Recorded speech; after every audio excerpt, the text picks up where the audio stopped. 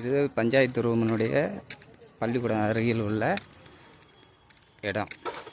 இந்த இடத்தினுடைய அவ்வளோ நிலையை பாருங்கள். உங்கள் ஊர் பஞ்சாயத்து தலைவர் பணம் இல்லைன்னு சொல்லிவிட்டு பணத்தை பூரா எடுத்து சாப்பிட்டுட்டு இப்படிலாம் வச்சுருக்கிறாரு.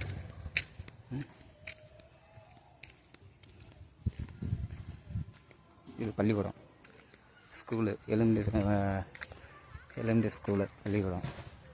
பள்ளிக்கூடத்துக்கு முன்னாடி இருக்கிற அவலத்தை பாருங்கள். இது வந்து ஒரு கான்ட்ராக்டுக்காரங்கிட்ட வேலை கொடுத்தாங்க. வேலை முடிஞ்சிருச்சுன்னு சொல்லி பணத்தெல்லாம் எடுத்து சாப்பிட்டாங்க. இதில் பாதி கல்ல பேர்த்து எடுத்துகிட்டு போயிட்டான்.